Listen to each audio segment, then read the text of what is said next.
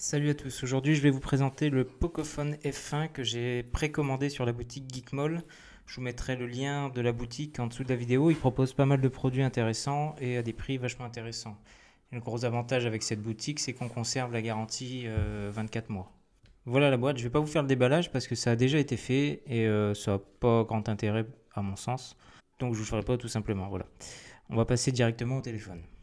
Alors ce téléphone, après l'avoir essayé plus d'une semaine, honnêtement, vous ne trouverez pas mieux en termes de rapport qualité-prix. C'est clairement une bombe. Pour ceux qui n'ont pas suivi, en fait, Pocophone, c'est une filiale de Xiaomi qui a sorti son premier smartphone ce mois-ci, donc au mois de septembre, en France, et à un tarif très agressif pour des composants haut de gamme. Donc ce téléphone, il a pour but de bousculer le marché en proposant du haut de gamme à un prix très modéré, comme l'a fait OnePlus en 2014. Vous trouverez ce smartphone à partir de 359 euros. Et croyez-moi, avec les composants qui sont dedans, le prix, il est plus que justifié. Alors, on va faire rapidement le tour du téléphone. Donc déjà, il est fourni avec une coque comme ceci en silicone. Voilà. Sur l'arrière de l'appareil, on va retrouver un double module photo. On va retrouver le flash et le capteur d'empreinte. Sur le bas, on va avoir l'inscription Pocophone. Voilà. Avec les mentions légales. Sur le côté ici, on va retrouver le bouton power, volume plus moins. Sur le dessus, une prise jack. Sur l'autre tranche, on va avoir le module pour la carte SIM. Donc on peut en mettre deux ou alors une carte SIM et une micro SD. Et sur le devant, donc on va avoir un écran, donc une encoche assez large, un capteur photo, un haut-parleur et un second capteur photo pour la reconnaissance faciale. Alors pour les gens qui choisissent le smartphone sur le design, ça plaît ou pas? Moi perso, je regarde plutôt les performances. Donc d'après la marque, en fait le plus gros du budget a été utilisé pour proposer la plus grande puissance possible. Et donc c'est pour ça qu'on a un design assez sobre au niveau du téléphone. Donc on retrouve un dos en polycarbonate. Donc comme j'ai dit tout à l'heure, sur ce dos, il y a deux capteurs photo. Donc le premier fait 12 mégapixels avec une ouverture à 1.9 et le second fait 5 mégapixels avec une ouverture 2.0. À propos du deuxième capteur, d'ailleurs, il sert uniquement pour le mode portrait en fait pour faire un effet de profondeur, un effet bokeh.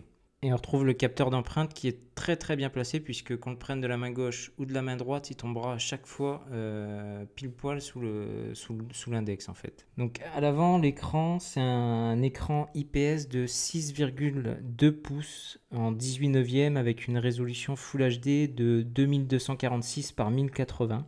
Et comme je l'ai dit tout à l'heure, donc on a une encoche assez large sur le dessus. Donc sur ce téléphone, le capteur avant fait 20 mégapixels et il a une ouverture de 2.0. Donc l'écran, il occupe 84% de la face avant. Et sur le bas ici, on retrouvera une petite lettre de notification. Donc au niveau des composants internes, on retrouve le Snapdragon 845 avec 6 Go de RAM et 64 Go de stockage. Il y a un modèle plus puissant qui existe à 128 Go. Moi j'ai pris le 64 parce qu'on peut tout simplement l'étendre grâce à la carte micro SD, donc j'ai pas trouvé l'intérêt de prendre la version au-dessus. À savoir que le Snapdragon 845 c'est actuellement le processeur le plus puissant qui existe sur le marché. Au niveau du poids du téléphone, on est sur 180 grammes et il est équipé d'un refroidissement liquide qui est très efficace. Autant vous dire qu'avec une configuration pareille, les jeux tournent superbement bien, on n'a aucun bug, aucun lag, tout est parfaitement fluide. N'importe quel jeu tourne avec les réglages au maximum. Et sur AnTuTu, il se classe à la 8e place avec un score de 266 117. Au niveau de la photo, il a donc un double capteur à l'arrière qui fonctionne superbement bien. Il est même un peu meilleur que le OnePlus 6 ou le Honor 10. Par contre, comme n'importe quel téléphone en basse lumière, ça se complique un peu, mais bon, ça c'est un peu tous les téléphones, hein. Quand il n'y a pas trop de lumière, ça devient compliqué. Donc je vais essayer de vous montrer quelques photos que j'ai faites avec. Je vous les mettrai dans l'article, hein. Alors, toc.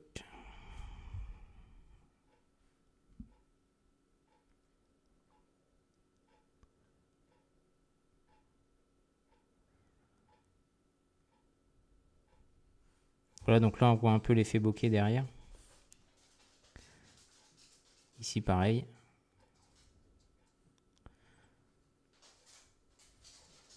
et là aussi. Donc avec ce téléphone, il est possible de filmer en 4K et la vidéo elle est plutôt bien stabilisée. Je vais essayer de vous montrer quelque chose que j'ai filmé récemment. Toc.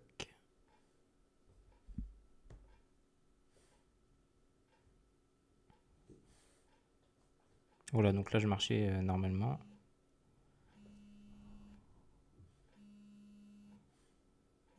Donc au niveau de la photo et de la vidéo, c'est quand même vraiment pas mal. Donc le capteur avant, il donne aussi de très bons résultats. Je vous mettrai quelques photos dans l'article également. Évidemment, avec de telles performances, on peut s'interroger sur l'autonomie. Et là aussi, la marque a pensé à tout puisque ce téléphone est équipé d'une batterie de 4000 mAh. Donc moi, je suis tout le temps sur mon téléphone et il me tient largement la journée. En gros, le soir, quand je vais me coucher, il me reste à peu près 45% de batterie. Donc je pense qu'avec une utilisation normale, on peut largement tenir 2 jours facilement. Dans le pire des cas, on dispose de la charge rapide, donc on peut recharger le téléphone complètement en à peu près 2 heures. En termes de connectivité, il est équipé du Wi-Fi 802.11, ABGN-AC et du Bluetooth 5.0. Donc pour le son, on a le port jack 3.5 sur le dessus et on a aussi un système stéréo qui est assuré en fait par l'enceinte qui se trouve ici en bas et l'enceinte du haut-parleur qui est ici. Au niveau du capteur d'empreinte, il réagit super vite. À peine on pose le doigt sur le capteur que le téléphone est déverrouillé. C'est quand même assez impressionnant. Au niveau de l'interface, on retrouve une version de MIUI adaptée à Pocophone avec un tiroir d'applications où les applications sont triées par genre. Donc par exemple, là, on va avoir communication, divertissement, outils, finance, etc. Et on peut également en fait trier ces applications par couleur. On a aussi la possibilité de créer 2 espaces différents en fonction de quelle personne déverrouille le téléphone. Et un truc assez cool aussi, c'est qu'on peut cloner des applications. Si vous voulez vous connecter sur 2 comptes différents, par exemple sur Facebook, et ben en fait c'est possible avec ce système de clonage. Donc là actuellement, le Pocophone tourne sur une version Android 8.1 et une version MIUI 9.6. Normalement, d'après la marque, il devrait être mis à jour sous Android Pie d'ici la fin d'année 2018. Là, jusque-là, je vous ai énuméré les points positifs de l'appareil. Maintenant, on va passer un petit peu au côté un peu moins cool, parce que bon, il y a quand même des défauts, il faut les citer. Par exemple, ce smartphone, il n'est pas étanche, il ne possède pas de NFC et la bande B28 est absente. Donc, c'est-à-dire que les utilisateurs principalement de Free seront embêtés au niveau du réseau 4G. Il n'y a pas d'écran AMOLED. On a quand même une dalle de très bonne qualité avec une bonne colorimétrie qui est parfaitement lisible en plein soleil. Donc on n'a pas la dernière technologie en termes d'écran, mais la dalle elle est quand même relativement bonne. Ensuite au niveau du son, si on le pousse un peu trop fort, le rendu n'est pas super. Mais ça reste quand même largement utilisable. Et si vraiment on veut écouter de la musique avec, il suffit de brancher un casque sur le port jack et on aura un très bon son parce que le jack donne vraiment un très bon son sur cet appareil. Et enfin, il y a une découverte qui a fait un peu de tort à ce smartphone parce qu'en fait, il n'est pas compatible avec les DRM de niveau 1, ce qui veut dire qu'il n'y a pas de HD au niveau de Netflix, MyCanal, Amazon Vidéo, etc.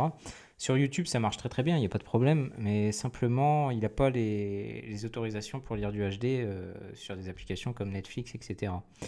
Alors moi, j'ai remarqué également un petit truc, c'est que le capteur de reconnaissance faciale, si on est en contre-jour, c'est-à-dire que si on a le soleil dans le dos, en fait, il n'arrivera pas à déverrouiller l'appareil par la reconnaissance faciale. D'ailleurs, à ce propos, la reconnaissance faciale, pour l'instant, elle n'est pas disponible en France. Pour l'activer, il faut aller dans les paramètres et au niveau de la région, il faut indiquer la région Inde, ce qui permet en fait d'activer la reconnaissance faciale. Sinon, c'est une fonctionnalité qui n'existe, enfin qui n'est pas encore déployée en France en tout cas. Bref, je pense que j'ai fait un peu le tour de l'appareil. Moi, j'ai essayé quelques jeux dessus parce que bon, c'est quand même un truc qui est donné pour être vachement puissant, hein. Donc, parmi les jeux, voilà, j'ai essayé PUBG, qui est actuellement un des jeux les plus lourds, je pense. Il tourne avec les réglages au maximum, il tourne sans problème, il y a aucun bug, c'est vraiment nickel. Au niveau de tout le reste, bon, évidemment, ça tourne sans problème également. En gros, pour 350 €, vous avez clairement une bombe, avec quelques défauts certes, mais rien de bien méchant, enfin en tout cas pour moi. Voilà, donc si vous avez aimé ce test, n'hésitez pas à vous abonner, à partager la vidéo, et on se retrouve très vite pour de nouveaux tests. Salut!